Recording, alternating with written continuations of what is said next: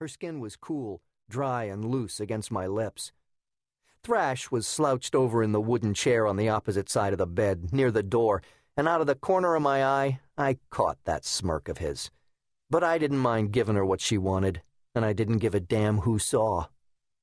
"There, that's better," she cooed, her knobby hands trembling as she held up a compact and drew a thin arch over her left brow. She seemed so pleased with the result that I didn't have the heart to tell her the pink over her left eye didn't match the purple over her right. "So?" She turned her eyes back to me. "How are you getting along?" "I'm getting along as best I can," I said, and swallowed hard at the truth of it. "I mean, how's your summer?" "It's had its moments," I shrugged, "but it'll all be over soon." "That's life, Genie," she sighed. "What did you expect?" "It's huge." "What?" "Okay, all right, have it your way. Huge," she said, as she placed her bag on the floor beside her.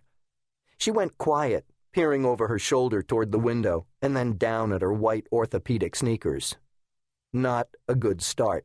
She was either drifting or upset. I took a seat on the bed and made myself comfortable, because I knew it could take a while for her to snap too. "Do you want a sweet?" she asked. Shit, that was quicker than usual, and I should have yelled no or made a break for the door, but it was too late. She'd already reached into the plastic dish on the nightstand and pulled out this shiny green nugget. "Here, it's lime." She wrapped my fingers around it and motioned for me to eat it. I froze. My lips tightened and my stomach whined. But she was nodding and smiling, and there was nothing I could do. I took a deep breath and popped it into my mouth. It tasted like sweat from the crack of a dockworker's ass. Not that I'd ever sampled any, but I felt like spewing and then gargling with bleach all the same. She was watching me, though, so I had no choice but to choke the damn thing back. "Good, isn't it?" I didn't say anything, but that didn't keep Thrash from smiling. "Now don't tell your mother that I gave you candy." She winked. "It'll be our secret."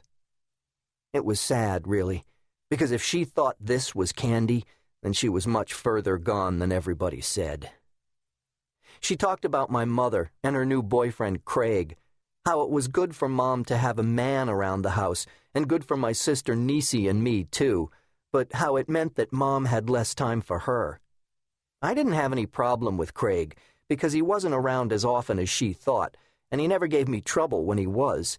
The dig about Mom not stopping by as often wasn't true, but I didn't argue the point. Then it was the usual stuff, about the activities they'd done last week, a day trip to the horse races at Monmouth Park, and what was scheduled for next week, a day trip down to the casinos in Atlantic City. And she said, "With all the gambling they expose us to, you'd think we were swimming in cash. But Margaret, in 16, can barely afford her medication, and she's not the only one. Now tell me, where's the sense in that?"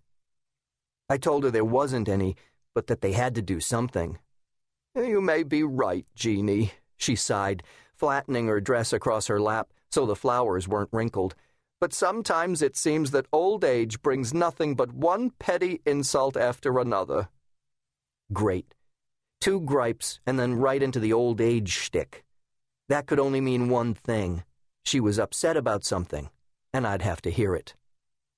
"To watch the sun go down with a little bit of dignity," she went on, "is that too much to ask?" I knew better than to answer that. "Speaking of which," she said, her cloudy brown eyes flaring with annoyance, "did you see what they did to our sign?" "No," I said, because I hadn't. I'd taken the back way instead of the front. "What'd they do?" "They vandalized it," she hissed, glaring and shaking her head. Maybe that's why she was so cranky. Vandalized it? Who? How? "There, over there." She pointed with her left hand as she turned her wheelchair to face the window with her right. "See for yourself."